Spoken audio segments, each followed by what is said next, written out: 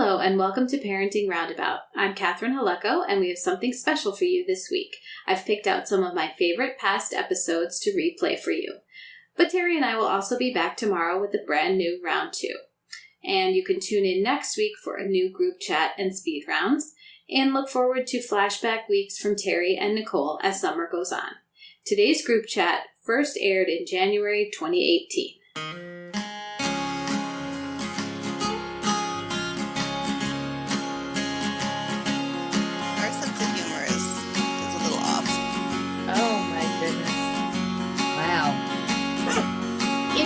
Ridiculous.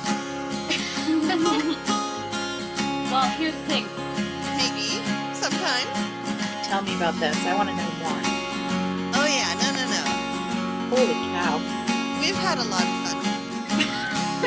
fun. So, Catherine, we were talking about kids not announcing that they had homework the other day, and it seems like you had a similar situation last night.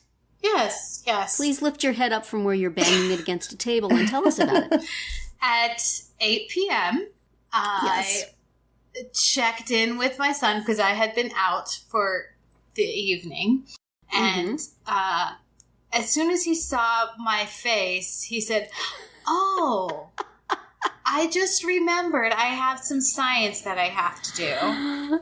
Yeah. And I have to make a 3D model of a bacteria and record a podcast about it. And it's due tomorrow." By the way, yes. Record a podcast about it? This is a thing they do now in science class? Apparently, yes. Oh, for goodness sake. And you said, gee, it's funny that your teacher would give you that with just one night to do it. So he worked on it until close to 10 o'clock. And then he said, "I think I should go to bed. And because I also have a math test tomorrow." Oh, and my goodness. I'll just have to turn this in late because he wasn't finished. Yeah. Like, okay, great. Go. Wow. So yeah, he made a salmonella bacteria out of PVC pipe, rags, and old pieces of shredded up dog toys for because the bacteria is like furry, it's like hairy, and so he needed something that would look furry. So we used the old gross dog toys. So I would suggest to his teacher not to get too close because... How did the dog feel about its toys going to this service? Well, we unearthed them from this pile of toy carcasses that we have. I see. You know how you give them a stuffed toy and the immediate need is to remove, turn it inside out and take out the squeaker.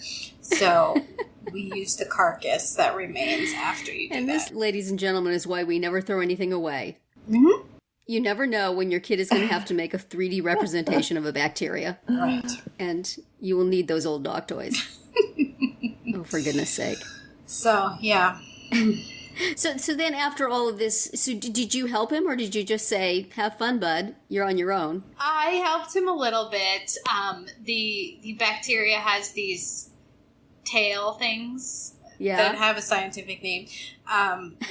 And so I helped him sew them onto his the body of this. It looks like it's like a capsule shape. And it has these 3 things hanging off of it. And then my husband stepped in, the one who was with him all evening, who didn't think to ask him if there was homework. Comes in at about 9:30 to say, "Oh, crafts, I love this stuff. What can I do?" So he's the one who applied the dog toy. Oh, my. And when was this assignment originally made? Oh, who knows? Probably before Christmas or something. I would think so. Yeah. And how are they supposed to do a podcast? Or you just record something on your iPhone and Or did they have to, sign up with a hosting service and give the teacher Libsyn will be getting a link? I don't know. Blog Talk Radio would be all over it, though. I bet they have a special service. Yes, he didn't get that far. He was writing his script for that when he decided to give up for the night. So, well, his mother, being a professional podcaster, should that's right, be able to give some tips. You could let him use your microphone. Yes. He likes using my microphone for I'll bet. YouTube and I'll give him some editing tips. Download Audacity. I'm amazed that is part of an assignment. This is where podcasting is in this space and time. That's right. It's how your kid finishes their science assignment. Mm-hmm. Training them for the new world. That's right. And speaking of training for the new world, yes, let's talk about training parents. Yes. As we shall be soon. As we shall be soon in this upcoming podcast of Parenting Roundabout, because we give such great advice. Yes. Let's get our science homework done here by getting into this podcast. Yes. We are top-notch advice givers, and if you would like some parental training, please stay tuned. Yes. Because we are going to share lots of information that is worthy of using as a parent. Including ask your kid early in the evening if they really do have homework. Yeah. I feel your pain, Catherine. Been there, done that. I think we all have. Yes. So hello, and welcome to Parenting Roundabout, a weekly podcast about the things that parents are talking about, obsessing about, and complaining about right now. I'm Nicole Erdix, and with me today are Terry Mauro. Hello. And Catherine Haleko. Hi. And today on the podcast, we're going to talk about parenting classes, training parents, and our speed round.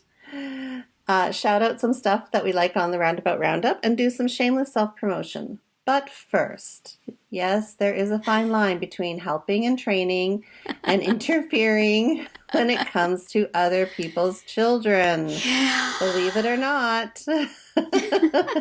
That doesn't apply to my mother, of course. She doesn't listen to this podcast, so we're good.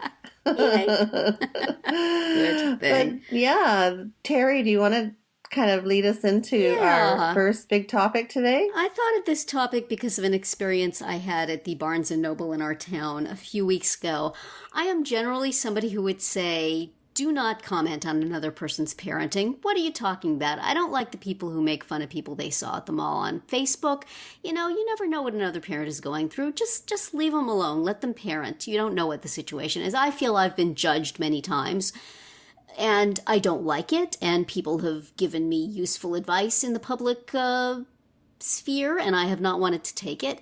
And yet, for some reason, at this Barnes & Noble, when I saw a small boy at the top of an escalator with a no way, no how look on his face, and people struggling with him, I felt the need to tell the mother, you know what, there's an elevator.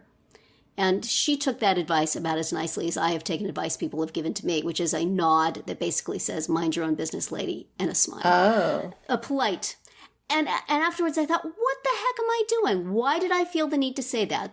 The reason I felt the need to say that is because I have a child who's now a young adult who has a great deal of trouble with down escalators. She had eye surgery as a kid. She doesn't have much depth perception. And while she can go up an escalator just fine, she can't go down one. So I know where elevators are in places because, to a certain extent it's necessary that kids gain these skills. But at a certain point you say, you know what? You don't have to go down the escalator. There are other ways to get downstairs. So I felt like, well, here's somebody having the same situation. I'm going to help them out because I didn't know where the elevator was when I first came here either. It's hidden back in a corner behind some shelves. So I feel now like, was that a bad thing to do? I meant it in all positive way. I didn't mean to be judging her parenting. I wasn't saying, hey, lady, why are you torturing your kid? You can find another way down. Maybe she didn't know there was an elevator. Yeah. Maybe she would be happy to not have this public spectacle of her kid clutching and crying at the top of the escalator with a line of people behind him. Maybe she would like a quick out. So I thought I would ask you guys, what are the parameters of appropriate helping people parent in public? Is there any time when it's okay to do? Is there any way that it's okay to do it? Or are you always that lady that this mother is going to go home and say, you would not believe what this bleep at the mall said to me? I don't know. Maybe it's because I'm an old lady now and I feel like then I'm coming into this part of my life where I'm allowed to criticize young parents. I wasn't criticizing her. I wasn't saying, stop torturing your child, take the elevator. Just in case you didn't know, ma'am, there is a better way. So, I don't know. I felt bad about it afterwards, and I felt that people were talking about me and saying that I should just go mind my own business. It so really did I step sounds over like a line? It really sounds like you were just trying to be helpful and you were not doing it in an obnoxious way. I was trying not to, but putting myself in that mother's shoes, probably she was very focused on her kid and doing what she felt was right for her kid, and other people expressing their opinions, however politely and well-meaningly, is possibly not appreciated. Yeah. I don't know. Do you guys ever do that? Do you ever feel a need to? I remember a time when, this was years ago, but I was leaving from religious ed with my kids, and one of the other parents who I knew was having a struggle with one of her younger ones who was just, boneless and shrieking and the whole deal. Yes. And not wanting to, sort of interfere or call attention. Yes. I just kept going. I didn't do anything. And then a third parent, who I also know, did step in, and she said, can I carry your baby? Or she did something.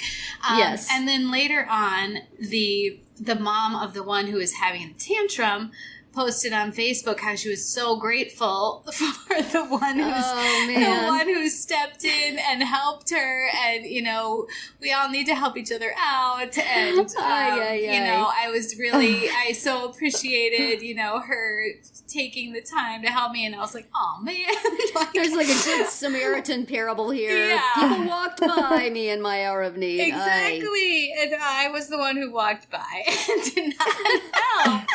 And I really was doing it for the reason that you said. I didn't want to be like, oh, obviously you can't handle this situation, so I'm going to step in. So and this was years ago, and I still remember it and think about it and kind of feel bad. So, but this is one of those things where, informed by that, the next time you say something and you get smacked down. Yeah, I know. Next time I won't walk by, I will help. And then you read on Facebook, people who enlarge on other people's parenting. Right. Leave me alone. Yeah. Yes. I know. It's very hard. This is why it's so hard. And in general, if something's going on with my child, I would prefer no comment, please. Yes. Me too. So, but yeah, I mean, I guess if maybe I feel like if I need help, I'll ask for it. I don't know. Like if I were that parent in that situation, I could have said, hey, Catherine, could you please, hold this bag so I can deal with this toddler or whatever. Right. That's true. Then I would have felt better about it. Then I obviously was quite willing to do something if it would have been helpful. So. Right.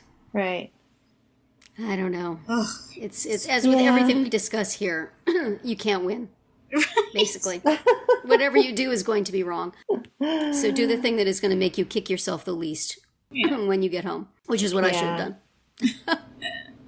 If the mother had said, does anybody know if there's an elevator here? Then I could have stepped then forward. You could have jumped up and say, why, yes, let me show you.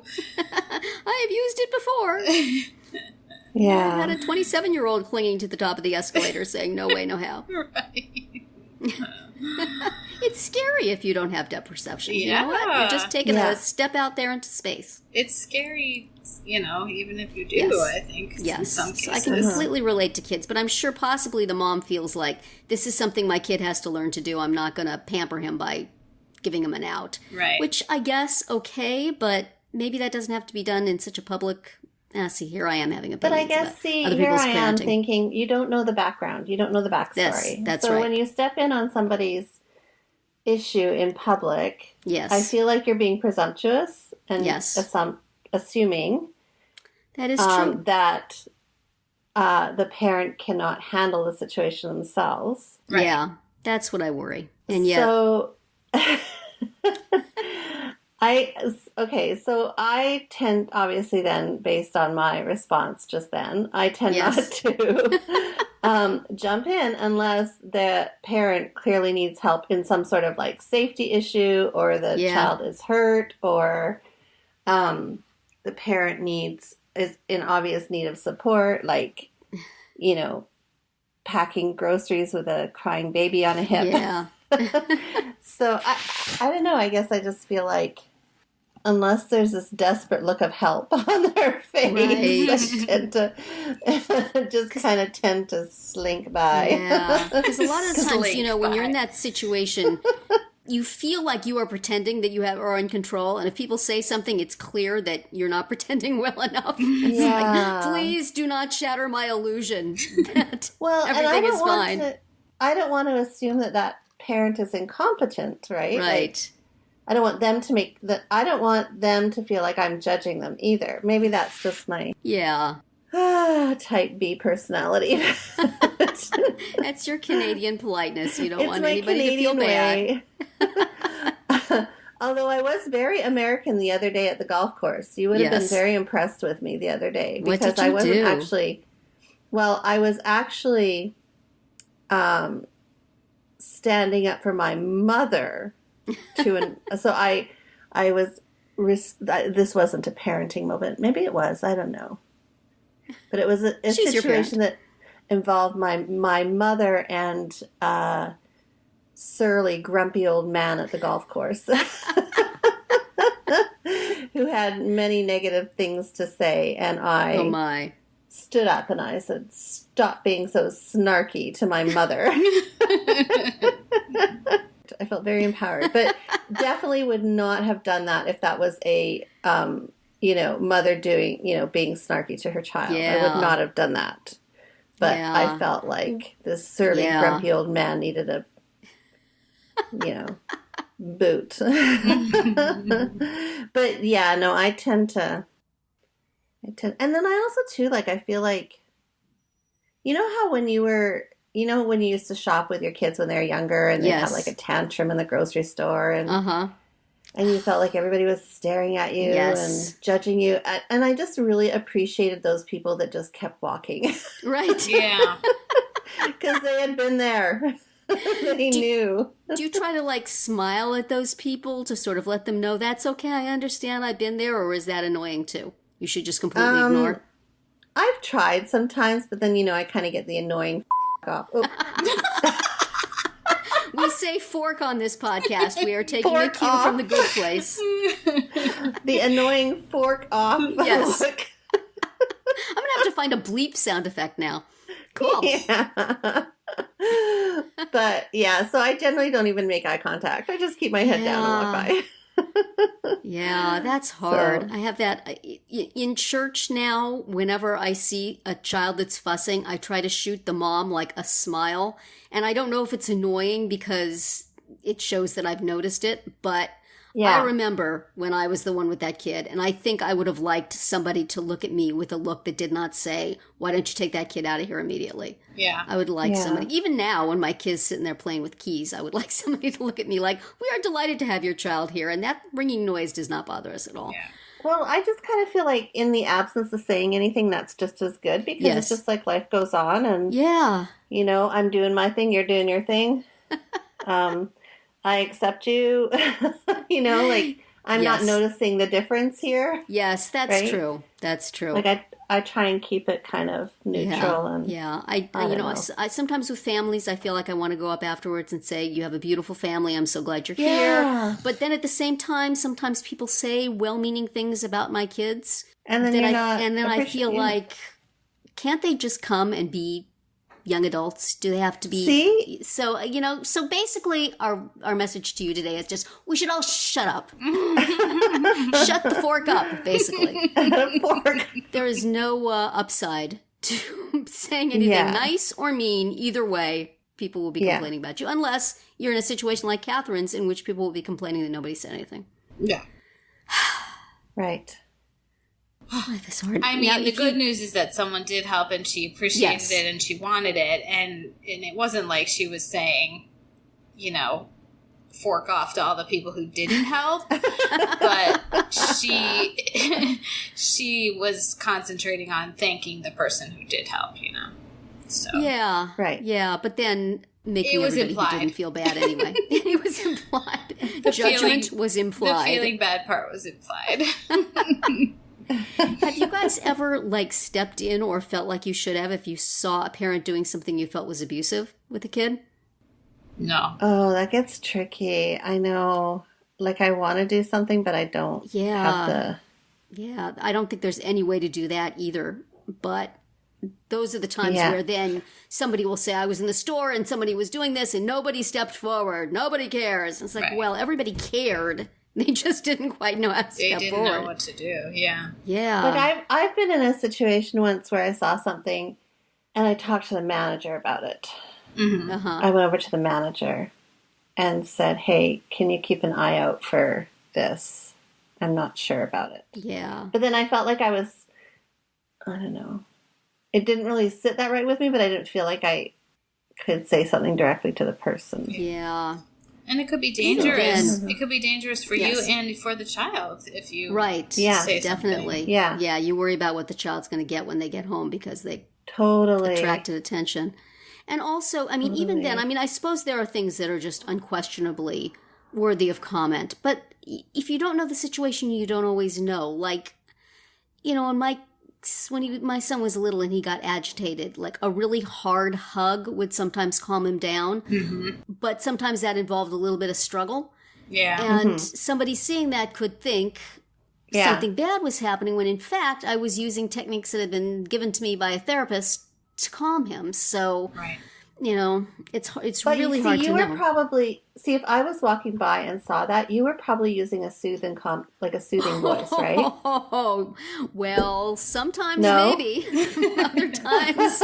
But you weren't, would there been any outward hostility towards a child or anger? I would like to say, well, of course not, because I am a wonderful mother. But you know what? Those situations are way stressful for everybody.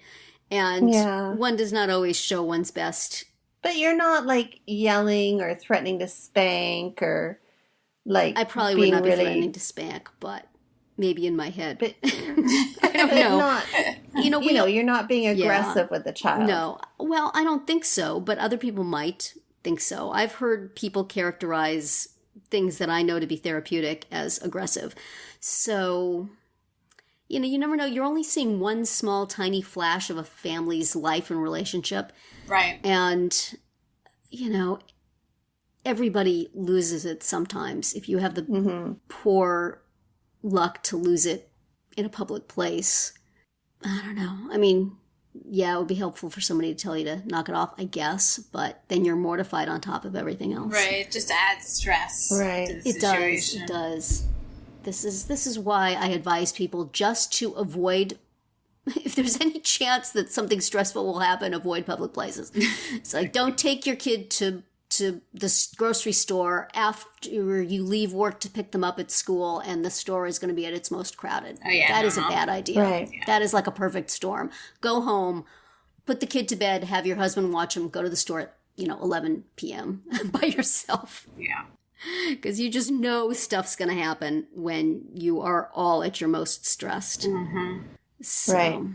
But I don't know. I would like to be... I guess the thing is that you pass on your font of parenting wisdom in your podcast and in your blog rather than in person. There we go. I could just quietly slip the young mother a slip of paper with my website on it. Read my blog later. And she might I'll tell you where the elevator is. She might find it later. Well, maybe that's a good segue to our speed round topic, which is parenting classes that should exist. So how to, deflect a well-meaning stranger Yes. But there's a piece on Scary Mommy that we will link to, which is called 9 Parenting Classes We Wish Really Existed. And it's things like how to live in a house that will never be clean again. Or what to do when the baby poops in the bathtub. Things like that. So I thought this would be something that we would have opinions on. Yeah. As to parenting classes we wish we could have taken, or maybe it's a class that you could roll up and teach right now. How to avoid down escalators. Yes. So, I could definitely do that. So, and when to make a big deal of it, and when to just find the elevator. Right. So, Terry, what would yours be? Well, I'm trying to think back to when my kids were little. We adopted them when they were 18 months and 4.5 years old. So I didn't have a lot of the really, really early baby stuff, but I would have appreciated right off the bat a class on foldable strollers and car seats. Oh, yeah. Because while I eventually figured out how to make everything work by the time they were too big to need them, right. Still, you never are completely sure you have that car seat in right, and then you have to adjust it for your kid, and maybe it's not quite right. And I had an umbrella stroller for my son, which was wonderful. That thing I could just whisk out, pop it open, buckle him in. But then I also, when my daughter was still pretty little, we had like the 2-seater stroller that folded up in the trunk. And then I'm like at the mall with 2 little kids trying to unfold this mammoth thing and click all the little things into place. And with the there's got to be a better way to do that than the way I did. And I'm a small person, so I needed to have some training to bulk up for that, to bulk up. Bulk up. Not just how to do it, but have the actual strength to do it. Haul it out of the trunk, yes. And then push it open in all its various ways. And then get the kids into it. And then push it. It's a workout, man. Mm-hmm. It could be like a new gym thing. Yeah. We'll give you the 10-point large stroller workout. So those would have been helpful. Yeah. I think that, in there are classes for baby-proofing your home, which are helpful. And I'm sure that they give, to some extent, advice to put away things that could hurt the kids.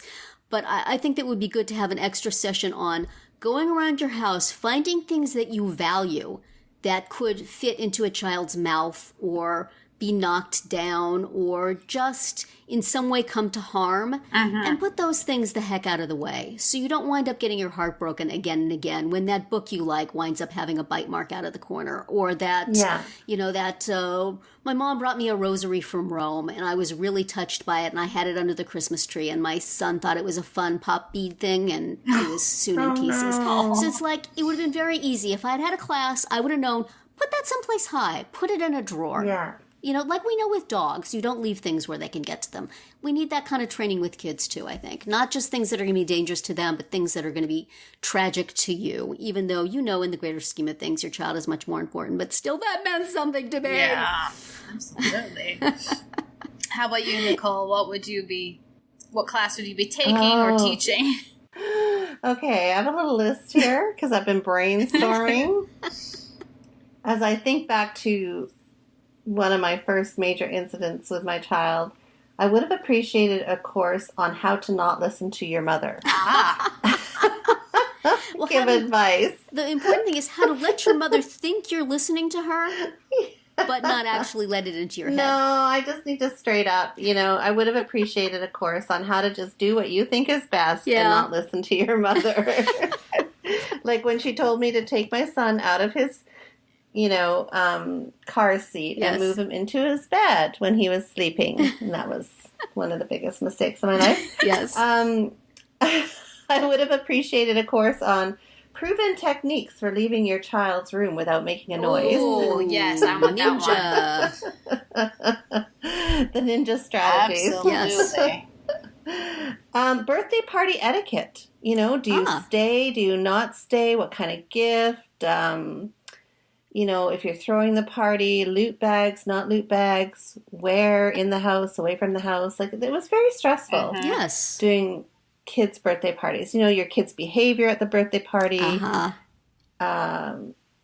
Reprimanding them, not reprimanding, you know what I mean? Like, it's and then it gets back to other people's kids, you know, what do you... Yes. Yeah. What sort of rules and discipline can you enforce when other children are at your house? Yeah. And the worst part was then when you would have a party and the other kids' parents were there, and it was time to open the gifts, and, you know, the kids would sit in a circle and your child would be ready to open their gift, and all the other kids wanted to open it, and they'd be like all in the middle tearing apart the paper, and your kids just sitting there like, oh, okay. Like, how do you say no? That is not your gift, but politely, that is and for not to my offend child. anybody. Sit down. Yes. It is. And the parents don't do anything. Yeah. And you're like, it's my kid's birthday. Anyway, and then I at had the a same lot of time, issues. if you were at somebody else's birthday and you are still there as a parent, what are you allowed to do? Right. Yes. And then my last one would be how to efficiently or streamline kids' activities so that you are not running all over the place. If someone has that figured out, then sign me up. That's a very short class. You go for 15 minutes. They say, you know what? It's not possible. Right. Thank you for paying for this class. Go home. Somebody just laughs for half an hour. That's that class. Or, you know, things to do while you wait in the car for your kids. I wrote that article for Family Fitness. You are the expert. I did. What classes would you like to see, Catherine? Well, I did actually have to get instruction on how to create a proper bun for my kid's hair. When she first started skating, they really did sit us down and show us how to do it. Any new people had to get tutoring from one of the more experienced parents.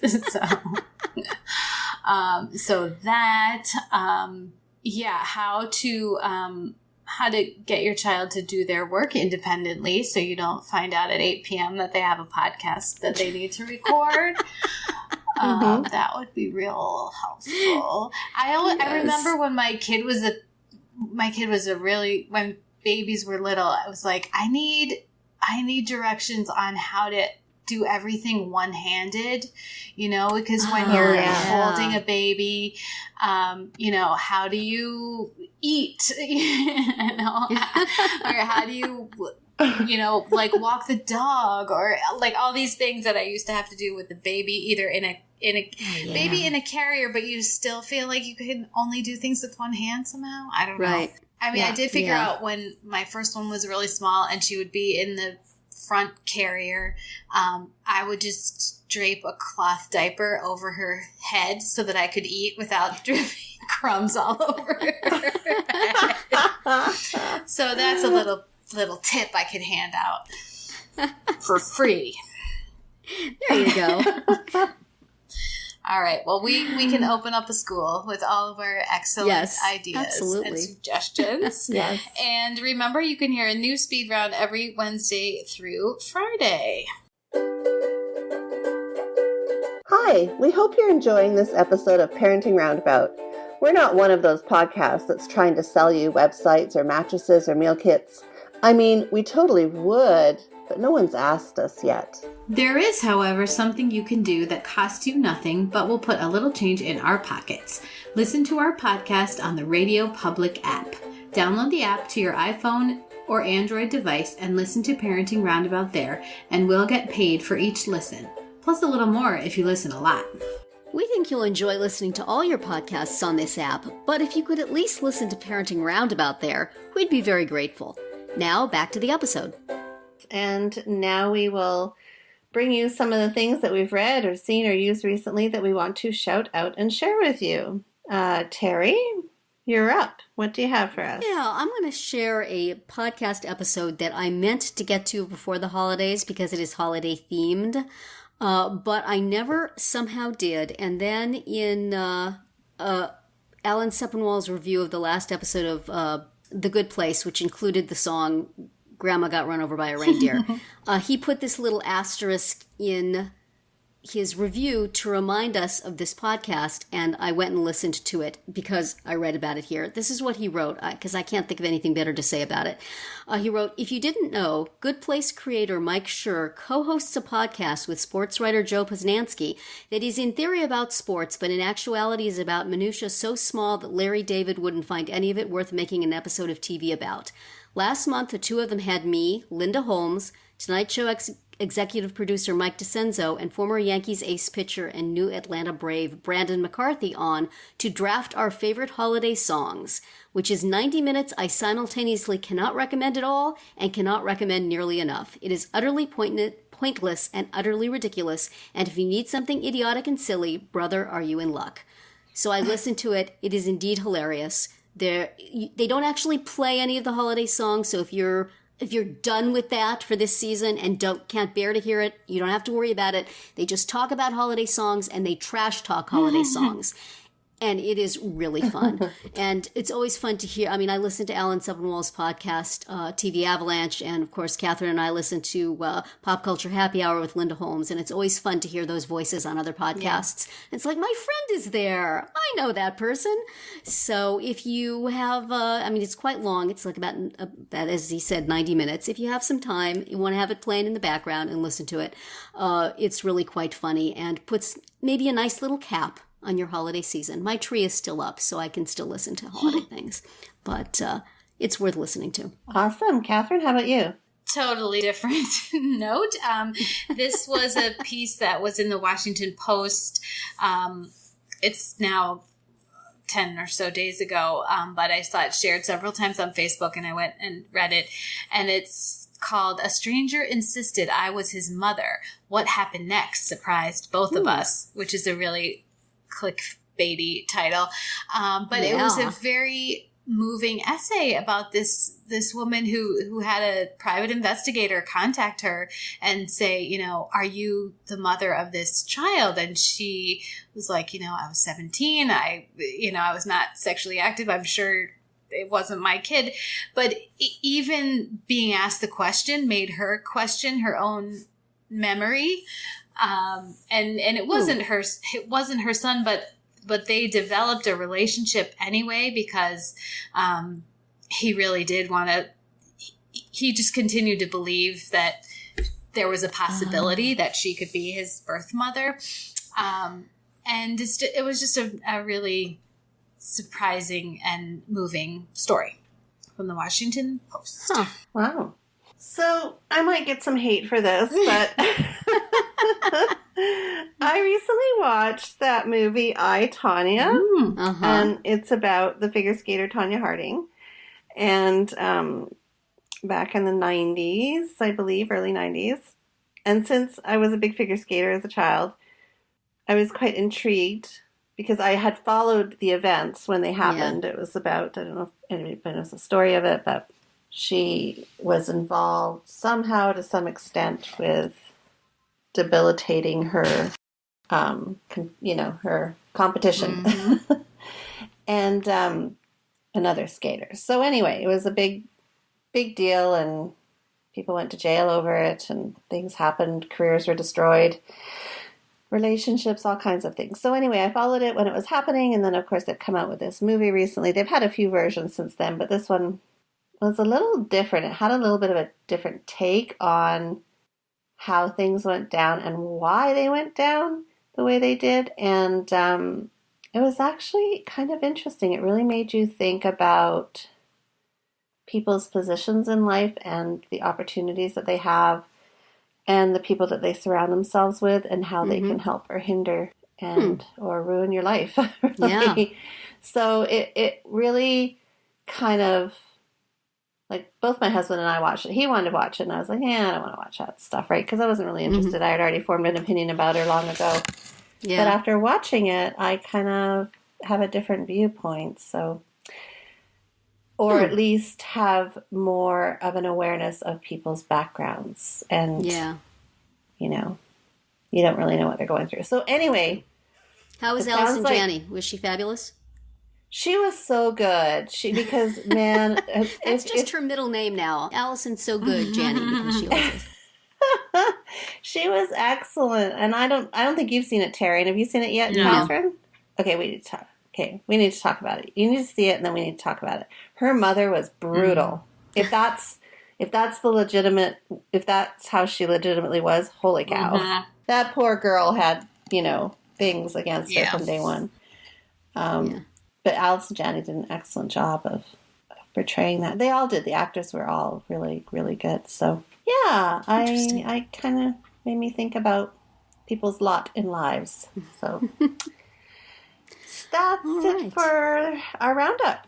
Yes, and now we will move into our shameless self-promotion and talk about some of the things that we have written or done lately that we want to shout out and share with you. Since you just mentioned Tonya and Alice and Janney, I will mention that I have not written anything new lately, but I thought that since we are in award show season, it would be good to call out my Mauro 10-point comfort scale for awards show dresses, which you can find on my blog, Parenting Isn't Pretty.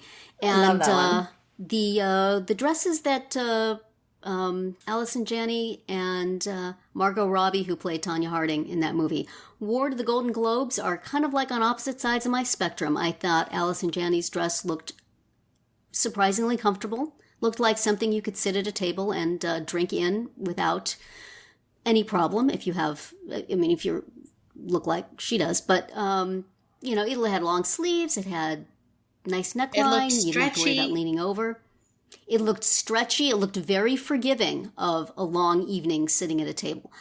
Whereas Margot Robbie's dress, that girl had to sit up with her shoulders back all night. She could not laugh at the jokes that her co-star makes. If there's breadsticks involved and she got crumbs down that cleavage, it would be very uncomfortable.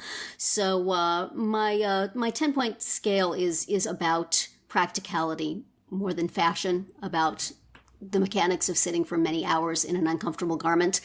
And I write it from the point of view of somebody who, when her kids were little, often had to sit on the floor with them, even at very fancy events. So check it out. It's too late for the Golden Globes, although you can look at pictures and score. But the Oscars are coming, along with many, many, many other shows in which people will wear fancy dresses. That's right. So, Nicole, what are you self-promoting today? Well, I finally have a post up on the Friendship Circle. Yay! Yay! So it's about different ways of evaluating student progress in an inclusive class. So not just standardized tests, multiple choice. Mm-hmm. There are many other ways that teachers can effectively evaluate your child. Excellent. That will help give an accurate assessment of your child's strengths and issues. Okay, and Catherine, what do you have this week? I have, I have something new over at highlights.com, and it is the title, which I actually didn't write, is Teach Your Tot Tenacity. So we're going with the tongue twister there. But it's about a study that was done on, I think, about 15-month-old babies, and the fact that they can notice when an adult is working hard on something, and they can try to do the same themselves, like not get discouraged right away when they are trying to do something that's hard. So okay, that's not where I thought that was going. I thought they could notice when an adult is working hard on something and know that it's time to go interrupt them and start pestering them to do something. No. Mom's finally working on her blog post. She's typing hard. It's time for me to go ask for something. To get involved. No, you almost feel bad for the little babies in this study, because they were given a toy that they were shown that it played music, and it had a big button on the front that looked like, logically, you press this button, it plays music. Yes. But it didn't work that way. And so then they had to figure out how to turn on the music without in some unexpected way. So poor little things. That does seem kind of mean. Yes. Don't these early experiences sort of pattern you for life? Aren't they now going to be constantly frustrated? Maybe it's possible. So that's it for this week's episode of Parenting Roundabout. We hope you enjoyed it and that you'll join us every week. You can listen to podcast episodes on parentingroundabout.com or download them from Apple Podcasts. Please subscribe so that you get all of our podcasts and mini podcasts. You can follow us on Twitter. I am at Cihaleko, Terry is at Mamatude, and Nicole is at Nicole Eridix. And the podcast is on Twitter at Roundabout Chat. You can also look for us on Facebook, Pinterest, Tumblr, YouTube, and Instagram. Best of all, stop by our podcast page at parentingroundabout.com and read recaps, find links on all the stories we've mentioned, and talk back in the comments. Thanks to John Morin at johnjmorin.com for providing our in and out music, and I wish everyone a great week.